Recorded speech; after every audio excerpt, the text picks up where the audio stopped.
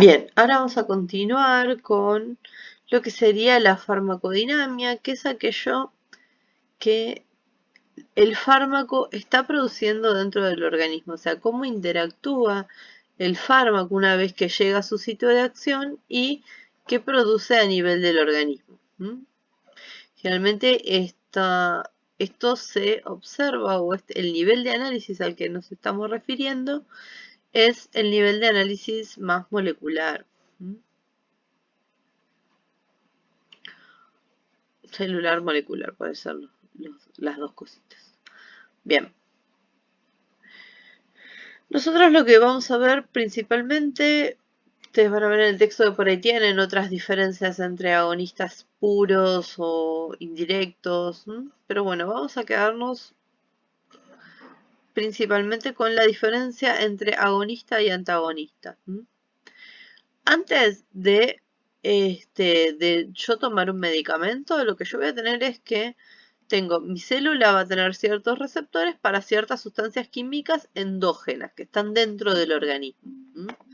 Entonces, cuando antes de tomar el medicamento, la sustancia química que está dando vueltas se va normalmente a unir ese receptor y va a generar una actividad celular normal. Ahora, ¿qué pasa? Yo puedo administrar un fármaco que sea un agonista. ¿Qué es lo que va a hacer un fármaco agonista? Lo que va a hacer es que este fármaco agonista va a ser un ligando similar a la sustancia química.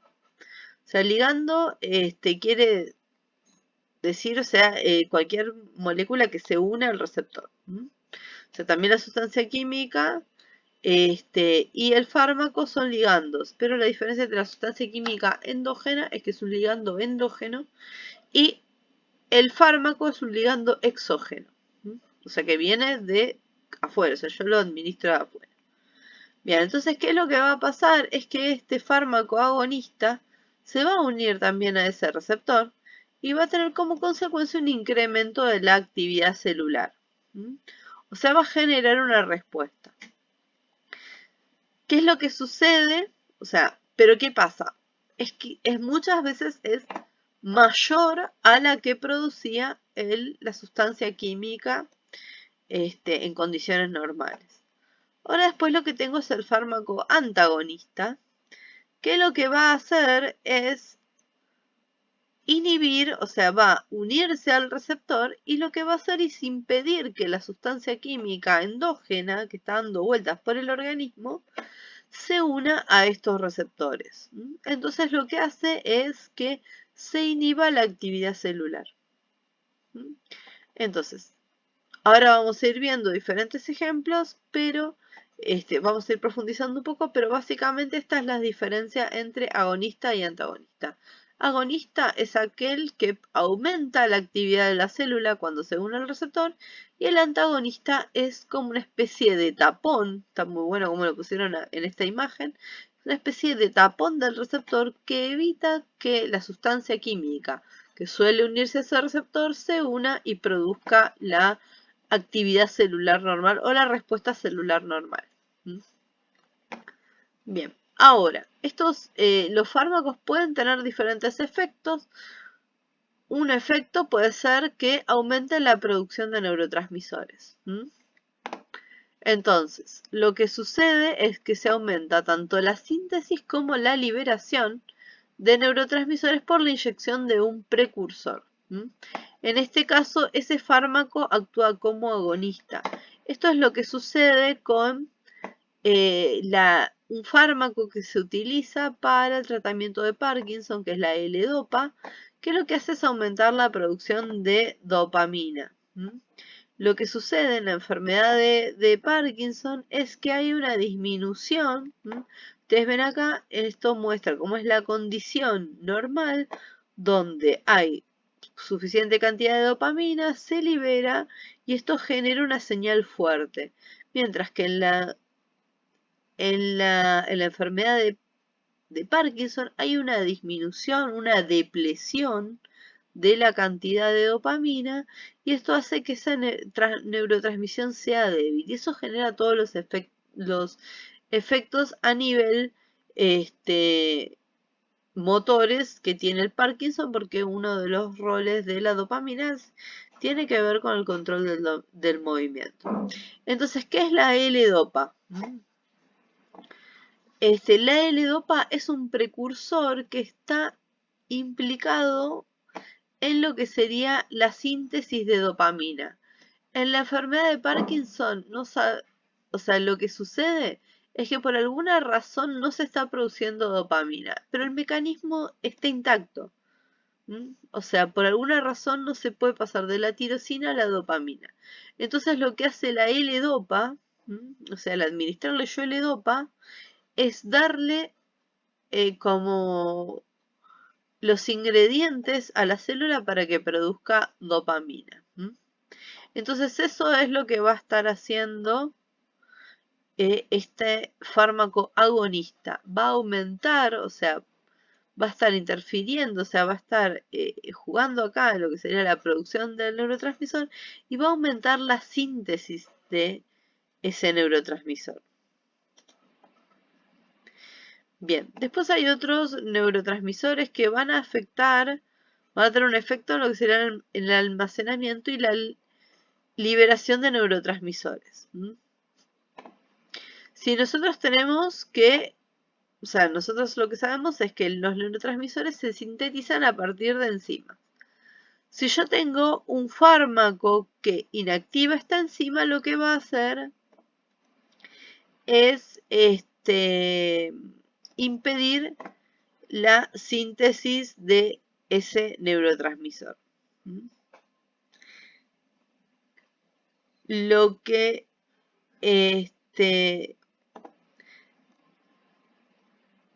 ¿qué es lo que puede suceder en el caso de la acetilcolina, por ejemplo?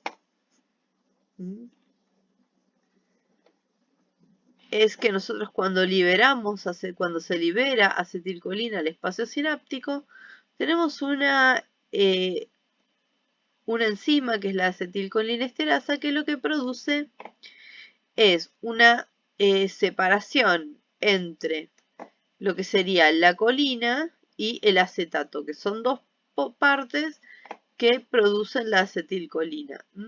¿Y qué es lo que sucede con esto? Es que esta colina se vuelve adentro de la célula para formar nueva acetilcolina.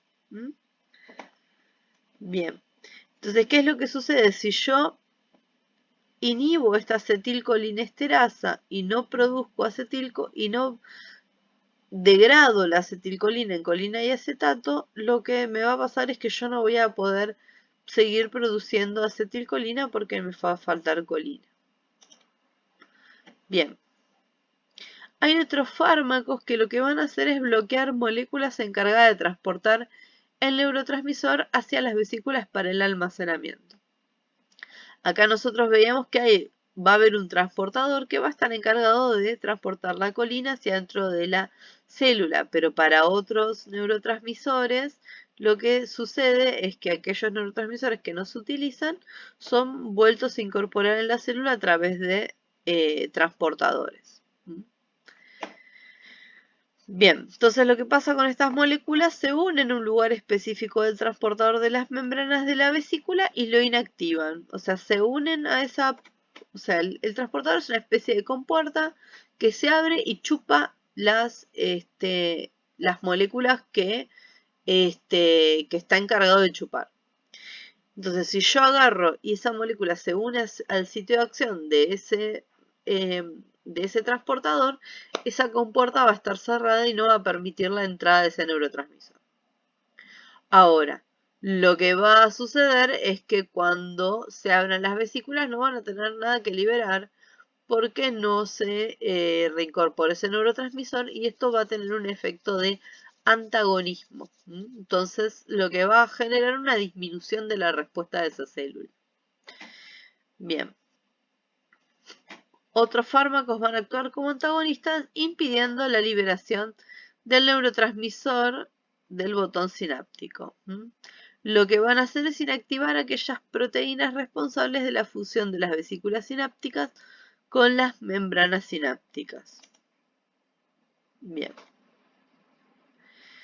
Después tenemos efectos sobre la recaptación y destrucción de los neurotransmisores. Algunas moléculas, como por ejemplo la cocaína, se van a unir a los transportadores de membrana, los inactivan y bloquean la recaptación. Otras moléculas lo que van a hacer se unen a las enzimas que normalmente degradan los neurotransmisores e inhiben su actividad. ¿Qué es lo que sucede en este caso? Acá lo que pueden ver es una célula normal lo que hace es liberar dopamina.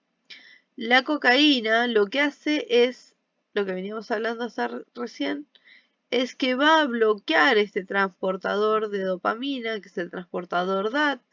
Entonces yo lo que no voy a poder hacer es volver a meter la dopamina dentro de la célula. Entonces va a estar mucho más tiempo la dopamina dando vuelta en el espacio sináptico y se va a ir uniendo mucho más a los receptores. Por eso genera un efecto, o sea, hace que se sostenga el efecto de la dopamina sobre los receptores y eso por lo general tiene un efecto euforizante. Bien, entonces para ir resumiendo un poquitito, efectos de agonistas, por ejemplo, inhibir, en este caso, fármacos que inhiben la monoaminoxidasa. Esta es ahora lo vamos a ver cuando veamos los antidepresivos, pero lo que hace este fármaco es inhibir una enzima que se encarga de degradar dopamina y serotonina. Entonces lo que va a pasar es que va a haber mayor cantidad de dopamina y serotonina en el espacio sináptico. Ahora, después tenemos fármacos que estimulan la liberación del neurotransmisor, fármacos que inhiben al autorreceptor. Un autorreceptor lo que es una especie de sensor que está evaluando todo el tiempo a ver cuánta cantidad de neurotransmisor hay en el espacio sináptico y si sensa que hay mucha cantidad, lo que hace es indicarle a la neurona presináptica que deje de liberar el neurotransmisor. Pero si el fármaco lo inhibe, o sea, lo bloquea, este no puede llevar esa señal de decir, che, acá hay demasiado de esto, dejemos de fabricarlo, dejemos de liberarlo, entonces se sigue liberando. Después tenemos que, el fármaco va a activar el receptor postsináptico y que esto es el mecanismo más habitual, y después el fármaco que bloquea la recaptación. Todos estos casos son efectos agonistas. Ahora, después tenemos como antagonistas fármacos que inhiben la síntesis de neurotransmisores, o sea, no se van a poder liberar neurotransmisores porque no se están produciendo. Fármacos que inhiben el derrame de neurotransmisor y destrucción de enzimas. O sea, fármacos que no permiten que esos neurotransmisores hagan su efecto. Fármacos que bloquean la liberación del neurotransmisor uniéndose al autorreceptor. O sea, fármacos que se van a unir al autorreceptor, pero en vez de que deje de dar la señal, lo que van a hacer es aumentar la señal de que, che, no, hay demasiado. O sea, le van a dar una señal falsa al autorreceptor y el autorreceptor va a interpretar, no, che, acá hay mucho de esto, dejemos de producir. Después tenemos fármacos que se unen al receptor postsináptico y que bloquean al neurotransmisor. Entonces, lo que hacen es ponerle una tapita al receptor y que el fármaco, o sea, que los ligandos endógenos, que las sustancias químicas normales, no hagan efecto. Bien, ahora, ¿qué es lo que sucede? Esto es lo que sucedía una vez yo administro el fármaco, pueden llegar a pasar todas estas cosas. Ahora, el tema es que si yo administro un fármaco durante mucho tiempo, se me van se pueden llegar a producir diferentes efectos que muchas veces son no deseados y llevan a tener que modificar o el fármaco que yo estoy administrando o tener que administrar otro fármaco para reducir efectos secundarios. Bien, uno de los efectos es la tolerancia, que la tolerancia es cuando yo estoy administrando un fármaco durante mucho tiempo en una misma dosis y a medida que pasa el tiempo, esa misma dosis deja de producir el efecto que producía al principio. Esto se debe a mecanismos homeostáticos, o sea, en la entrada del fármaco genera una desregulación de esa homeostasis, entonces el organismo lo que intenta hacer es ajustarse a esa nueva cantidad de fármaco que está dando vueltas. Entonces, lo que trata es de volver a la respuesta que tenía el organismo antes del fármaco. Entonces, lo que va a hacer que para que yo vuelva a obtener la misma respuesta que tenía al principio, voy a necesitar administrar más dosis más altas de los fármacos. O sea, fármacos que generan este tipo de efecto son entre generalmente muchas drogas de abuso y lo que serían los ansiolíticos, las benzodiazepinas, son en general tolerancia. Después también está el efecto de sensibilización, que sería como el contrario de la tolerancia, es que la administración prolongada de un fármaco lo que genera es que se sensibilicen ciertos efectos, que se aumenten ciertos efectos. Por lo general, o sea, muchas veces lo que sucede en algunas drogas es que se genera tolerancia hacia algunos efectos y se genera sensibilización hacia otros. Por ejemplo, en muchas drogas psicoestimulantes que generan euforia, o sea, estados de euforia, con el tiempo necesitan mayor cantidad de dosis para generar esa euforia. Pero también tienen efectos a nivel, por ejemplo, motrices. Entonces, esos efectos motrices, por lo general, con la administración repetida, se van exacerbando. Y por más que yo cada vez necesito más dosis para obtener el efecto eufórico, cada vez voy a tener mayor un efecto indeseado que se observa, por ejemplo, en estimulantes como la cocaína, que es los movimientos tipo espasmódicos involuntarios de los miembros. Eso es un efecto de sensibilización al consumo de cocaína. Después lo que tenemos es lo que sería el síndrome de abstinencia, que el síndrome de abstinencia es un conjunto de signos y síntomas que me indican que ese organismo generó una serie de adaptaciones a ese fármaco y se volvió dependiente.